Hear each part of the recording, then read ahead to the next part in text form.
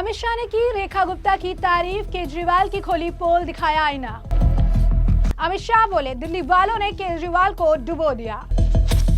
रेखा गुप्ता जी फिर से चुनाव लड़ेगी और हमारे नाम पर कोई घोटाला नहीं होगा, ना ही भ्रष्टाचार का आरोप। नमस्कार, मैं जय विश्वास, स्वागत है आप सभी का हमारे चैनल में।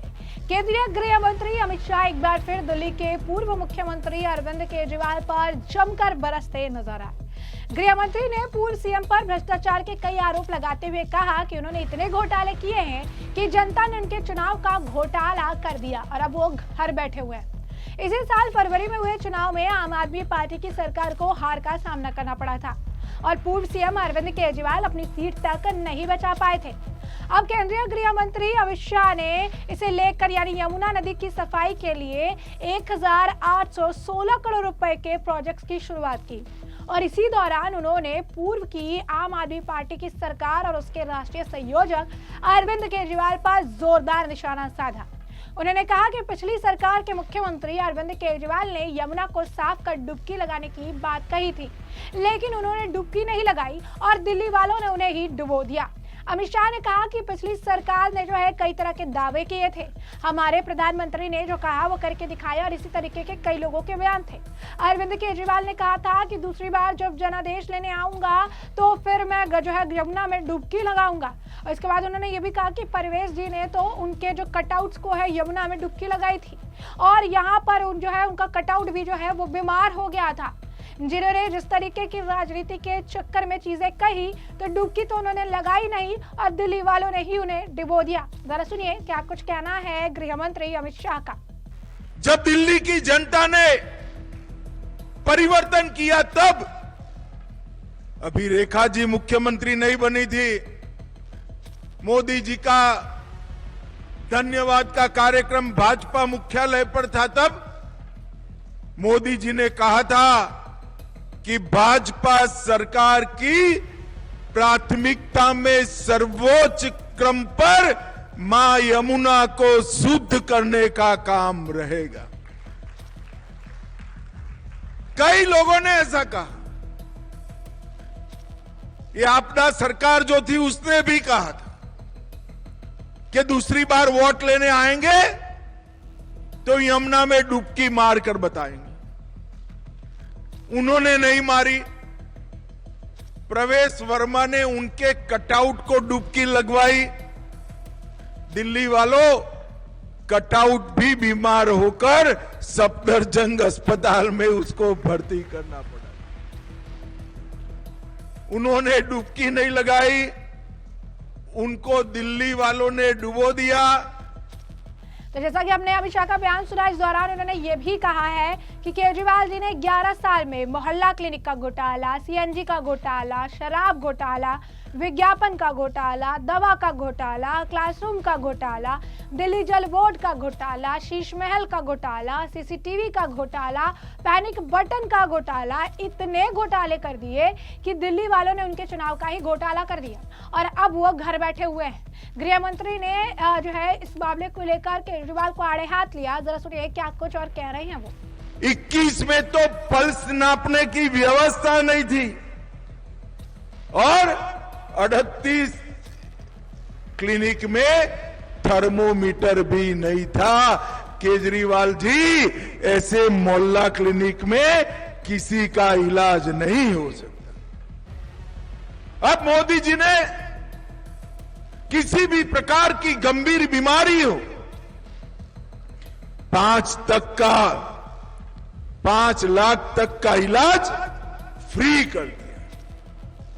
और मित्रों, हमारी सरकार वादा कर आई है, हम फिर से जनादेश लेने आएंगे, रेखा गुप्ता जी फिर से चुनाव के मैदान में उतरेगी, तब हमारे नाम पर एक भी घोटाला नहीं होगा, एक भी करप्शन का आरोप नहीं।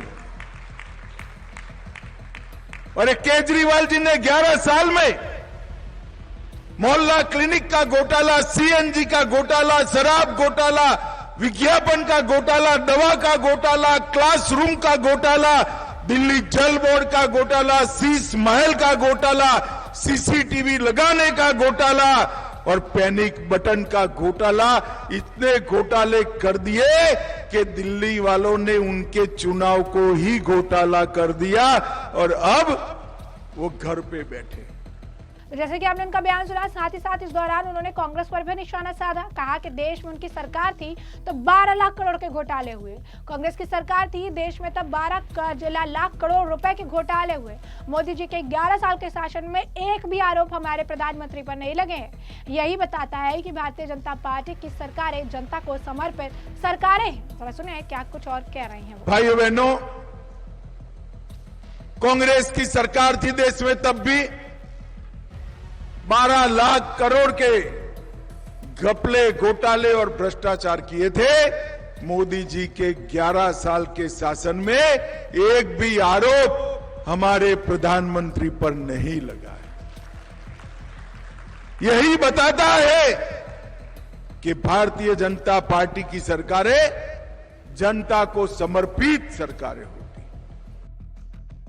जैसा कि आपने उनका बयान सुना, साथ ही साथ गृह मंत्री अमित शाह ने कहा कि भ्रष्टाचार कम करने और विज्ञापनों पर कम पैसा खर्च करने मात्र से ही यमुना का शुद्धिकरण जो है हो जाएगा। उन्होंने कहा कि जब दिल्ली की जनता ने परिवर्तन को चुना तब प्रधानमंत्री ने कहा था कि हमारी सरकार की प्राथमिकताओं में सर्वोच्च स्थान पर मां यमुना को शुद्ध करना है। मोदी ने वादा किया था कि हम 2019 से पहले यमुना जी को स्वच्छ करने का काम पूरा कर देंगे। उन्होंने कहा कि भ्रष्टाचार कम करने और विज्ञापनों पर कम पैसा खर्च करने मात्र से ही यमुना जी का शुद्धिकरण हो जाएगा। आज यमुना के शुद्धिकरण और साफ यमुना के स्वप्न को साकार करने का रास्ता प्रशस्त हो चुका है। इस दौरान उन्होंने सीएम रेखा गुप्ता के नेतृत्व में हुए डेवलपमेंट्स का भी जिक्र किया और यह भी कहा कि हम एक बार फिर आएंगे, फिर सीएम रेखा गुप्ता जो है चुनाव में खड़ी होंगी, फिर चुनाव लड़ने के लिए वो आपके पास आएंगे और उस वक्त हमारे ऊपर ना कोई भ्रष्टाचार का मामला होगा, ना कोई हमारे ऊपर जो है किसी तरीके का जो है घोटाले का मामला होगा और हम फिर आपसे जनादेश लेने आएंगे और फिर जो है आप अपना जनादेश हमें देंगे। जरा सुनिए क्या कुछ कहा गृह मंत्री अमित शाह ने। उन्होंने डुबकी नहीं लगाई, उनको दिल्ली वालों ने डुबो दिया। मोदी जी ने वादा किया था, मैं आपको भरोसा दिलाता हूं कि लोकसभा के चुनाव के पहले यमुना जी को हम स्वच्छ करने का काम पूरा कर देंगे। और मैं इसलिए कह रहा हूं, मोदी जी के अध्यक्षता में एक मीटिंग हुई, अधिकारियों ने बताया कि ढेर सारा पैसा लगेगा। मोदी जी ने कहा पैसे की चिंता मत करिए, हम जितना भ्रष्टाचार बंद करेंगे और जितना एडवर्टाइज कम करेंगे उसी से यमुना जी का शुद्धिकरण हो जाएगा। तो जैसा कि आपने बयान सुना, यहाँ पे एक तरफ गृह मंत्री अमित शाह ने अरविंद केजरीवाल की पोल खोली तो साथ ही साथ कांग्रेस काल में जिस तरीके से तमाम चीजें थी, जिस तरीके के घोटाले किए गए उनका भी जिक्र किया। केजरीवाल की पार्टी द्वारा, केजरीवाल द्वारा किए गए घोटालों की भी गिनती बताई। रेखा गुप्ता सरकार के कामों की सराहना की, तारीफ की और यमुना को जो है स्वच्छ बनाने के लिए, यमुना को लेकर जो अपनी प्रतिबद्धता है उसको एक बार फिर से उन्होंने दोहराया है और साथ ही साथ इस पूरे आप कह सकते हैं यमुना की सफाई के लिए 1816 करोड़ रुपए के प्रोजेक्ट की शुरुआत कर दी है। और इस दौरान जो है उन्होंने पिछली सरकारों का जो आप कह सकते हैं कि पिछली सरकारों द्वारा जो वादे किए गए जिन्हें धरातल पर नहीं उतारा गया उसका जिक्र तो किया ही, साथ ही साथ अपनी सरकार द्वारा जो आने वाले समय में काम किए जाएंगे उसका भी जिक्र किया। तो ऐसे में हमने आपको जो पूरा मामला है विस्तार से बताया कि ये पूरा मामला क्या है। आपने गृह मंत्री अमित शाह का बयान भी सुना है और अब इस पूरे मामले पर आपकी भी जो राय हो हमें कमेंट सेक्शन में कमेंट करके जरूर से जरूर साझा करिएगा। धन्यवाद।